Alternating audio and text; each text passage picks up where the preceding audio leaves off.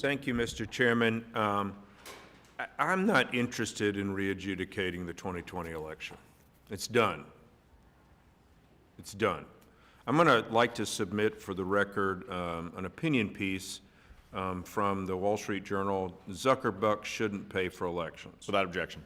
I just want to read the first line. The 2020 pandemic election wasn't stolen, but it sure was a super spreader of bad precedents.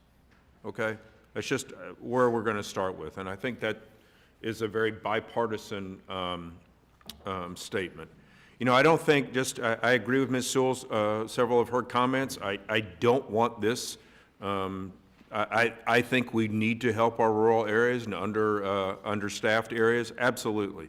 But it is an absolute uncontroverted fact that Zuckerbucks, through the millions of dollars that went to one side versus the other. I mean, with what Mr. Griffiths just stated, the numbers, the amount that were said, you can't. The facts are not up to debate on those individuals, on those places.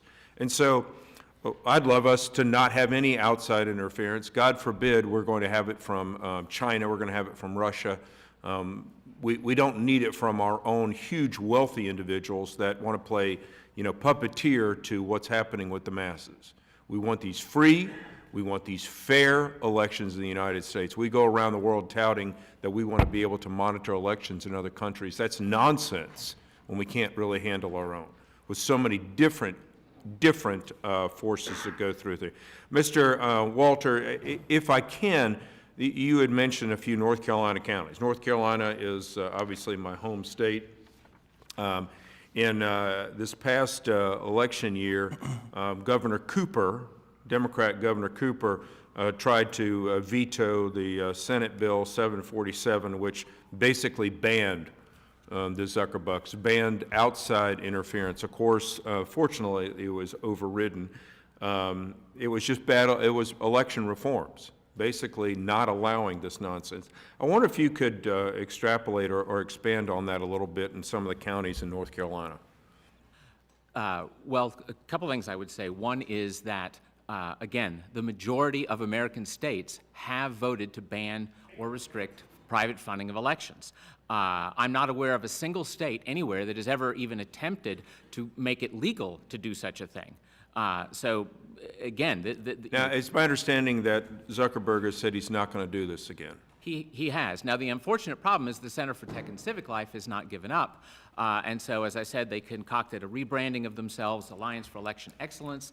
And there's, you may want to enter into the record the excellent report on what happened in North Carolina that the John Locke Foundation and Honest Elections Project produced, with internal emails from things like Brunswick County, where they were colluding with the Center for Tech and Civic Life. In fact, they were you had election officials publishing over their name op-eds that in fact were written by the Center for Tech and Civic Life. So again, you see this insidious infiltration and manipulation. You know, it's just unfortunate because I want voting to be fair. I think everybody in this room, bipartisan, absolutely, we want it to be fair.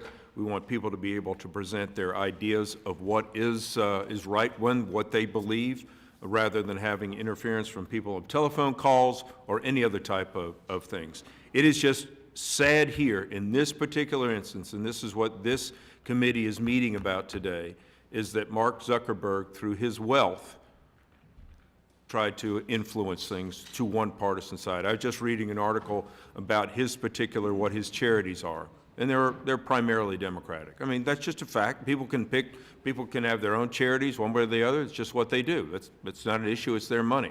But the fact that this is being done one particular side versus the other in an election is wrong, period, point blank. And I would say the exact same thing. I would say the exact same thing if it were a Republican person. I promise you I would say the exact same thing. And this does belie the fact that Americans now overwhelmingly question what's going on in our election. Again, this is not to re-adjudicate the 2020 election, but it is the purpose of this committee and this Congress is to help restore confidence for all Americans, regardless of their political proclivities, is to restore that to our country. So thank you, Mr. Chairman. With that, I'll yield back. Gentleman yield.